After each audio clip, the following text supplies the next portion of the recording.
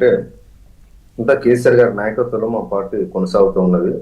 ఎక్కడ కూడా నాయకత్వం విషయంలో ఎక్కడ అసలు చర్చే లేదు, అంతర్గతంగా ఎక్కడ చర్చ లేదు. బహిరంగంగా మీరు మీడియాలో కొన్ని సోషల్ మీడియా వచ్చిన వార్తలను ఆధారంగా చేసుకొని మీరు కొన్ని స్టోరీలు వేయడం, కొన్ని డిబేట్ పెట్టడం తప్ప వాస్తవం మా పార్టీలో ఎలాంటి అదైతే ఏం లేదు.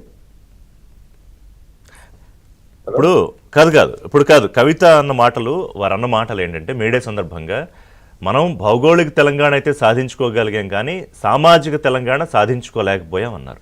చాలా చాలా క్రూషియల్ కామెంట్ అది. ఎందుకంటే 10 ఏళ్ళు బీఆర్ఎస్, సరే టీఆర్ఎస్ నుంచి బీఆర్ఎస్గా మారిన పార్టీ అధికారంలో ఉండి ఉద్యమ నేత నుంచి ఫక్తు రాజకీయ పార్టీగా మారి అప్రతిహతంగా రెండోసారి అధికారంలోకి తీసుకొచ్చిన కేసీఆర్ సామాజిక తెలంగాణ సాధించలేకపోయారు అని కేసీఆర్ కుమార్తె చెప్పడం, అది ఎవరో బయట వాళ్ళు చెప్తే ఇంకొకలా ఉండేది.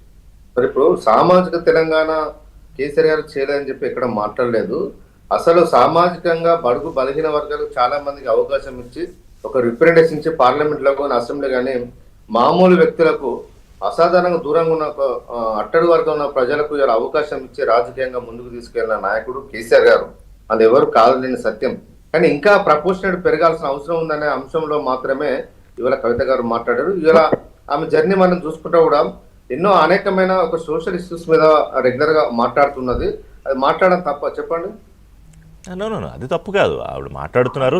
తనకంటూ తనకు ప్రత్యేక పంధాతో మొదటి నుంచి కూడా ఇప్పుడు తెలంగాణ జాగృతి పేరుతో వారు ఉద్యమంలో పోషించిన పాత్ర కానివ్వండి, సరే బతుకమ్మ విషయంలో కొంత అటు ఇటు ఆమె మీద విమర్శ వచ్చాక కొంత డౌన్ సైజ్ చేసుకున్నారు. కానీ కాదు, నా పాయింట్ ఏంటంటే తన ఒక ప్రత్యేక రాజకీయ పంధా ఎంచుకున్నారు. ఈ మధ్య మీరే చెప్పండి, నేను విన్నది ఏంటంటే ఆవిడ కార్యక్రమాల్లో కూడా బీఆర్ఎస్ నాయకులు కానీ అనుచరగణం కానీ ఎక్కువగా కనిపించట్లేదు అని పోతున్నారండి. వాళ్ళంతా బీఆర్ఎస్ కార్యకర్తలే, వాళ్ళు వేరే కాదు.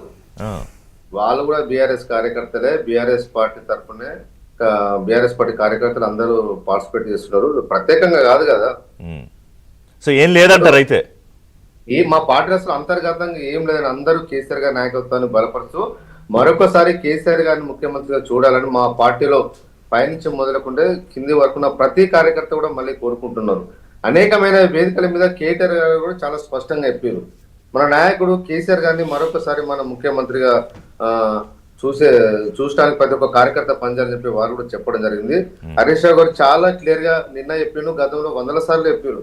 కేసీఆర్ గారు ఏదంటే అది, కేసీఆర్ గారు ఏ నిర్ణయం తీసుకున్నా కూడా ఆ నిర్ణయాన్ని కట్టుబడి పనిచేస్తామని చెప్పడం జరిగింది. హరీష్ రావు గారు చెప్పారు కానీ కవిత గారు చెప్పలేదు ఏంటి? ఎక్కడ కవిత గారు కూడా మాట్లాడారు, ఏమన్నారు? అనలేదు. హరీష్ రావు ఇంత కుండబద్దలు కొట్టినట్టు చెప్పాడు కానీ ఆయన కవిత గారు ఇదిగో మా అధినేత మా నాయకుడు కేసీఆర్ ఏది చెప్తే పార్టీలో అదే అందరూ తప్పకుండా ఫాలో అవుతాము, నేను క్రమశిక్షణ కలిగిన కార్యకర్త అని కవిత గారు చెప్పలేదే ఎక్కడ? నిన్న కవిత గారు కూడా మాట్లాడారు, మీరు ఒకసారి మీరు అబ్జర్వ్ చేయండి సార్. ప్రజల్లో మేబీ నేను కరెక్ట్ చేసుకుంటా, ఒకవేళ మిస్ అయితే ఎక్కడైనా చెప్పుకుంటే కనుక నేను చూస్తా. కానీ నా దృష్టిలో నా రీసెర్చ్ లో ఎక్కడ కనిపించలే, అది అందుకని అడుగు. మళ్ళీ ఒకసారి మీరు అబ్జర్వ్ చేయండి సార్. కవిత గారు కూడా చాలా స్పష్టంగా చెప్పారు, బీఆర్ఎస్ పార్టీకి ప్రతిరోజు ప్రజల్లో పెరుగుతున్న ఆదరణ చూసి ఓర్వలేక ఇలాంటి వార్తలు ప్రకటిస్తారు, ఇలాంటి కామెంట్స్ చేస్తుంటారు.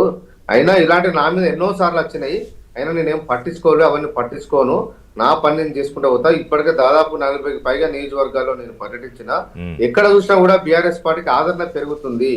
47 నియోజకవర్గాల్లో ఉన్న ఒపీనియనే నేను చెబుతున్నాను అని కూడా చెప్పారు ఆవిడ. నేను మాట్లాడతా, అక్కడికి వస్తా.